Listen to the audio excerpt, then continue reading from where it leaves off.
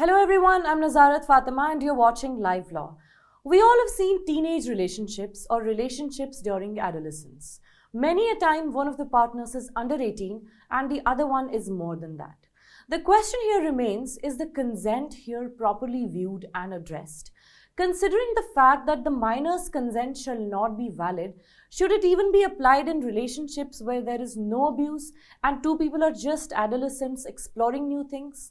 Let's see what Justice Jasmeet Singh has to say about this. A seminar was organized by Delhi Commission for Protection of Child Rights on rehabilitation of POCSO victims, strategies, challenges and way forward. And Justice Singh, who is a judge in Delhi High Court, was the chief guest. While he spoke about many things, he also laid emphasis over the relationships between adolescents and whether the notion that a minor's consent is invalid should be taken to be as it is, even in the cases of adolescent love. The High Court judge, while highlighting the issues related to child sexual abuse, tried to draw a line between abuse and what we see as adolescent love. He said, and I quote, "Are we over-criminalizing the adolescent love?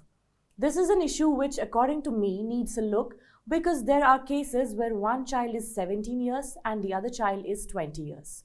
They have fallen in love. The law says consent of a minor is no consent, but I personally feel that this is an issue which needs to be looked into and needs to be addressed, needs to be flagged."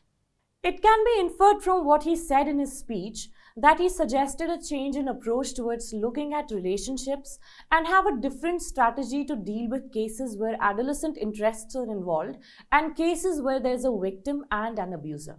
He said, and I quote, "One of the most important issues which I feel needs to be seen, needs to be looked is adolescent love."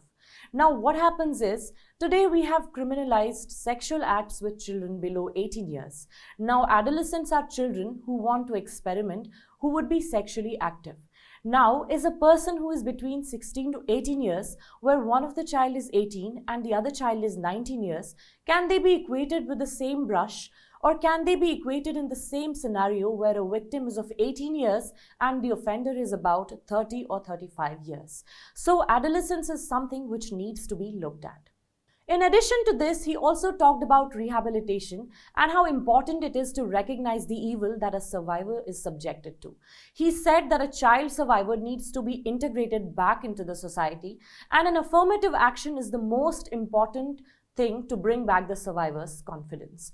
Justice Singh said that child survivors want to be brought back to societies and they are actually looking for a voice. He said, and I quote, "They want to be brought back into the society. It needs to be told that yes, a wrong has been done. It needs to be told that yes, you have been wronged. It has to be recognized." So this is again something the society, the surroundings, the family members need to be more sensitized about, need to be more aware of the issue that actually the child feels that the child has been wronged and that needs to be recognized.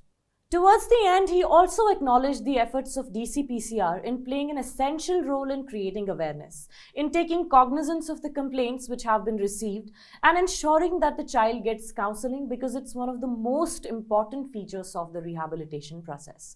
He also appreciated that they are in touch with children directly or indirectly through staff, teachers, child lines, NGOs, and said that they do a tremendous job and should continue doing the good that they're doing.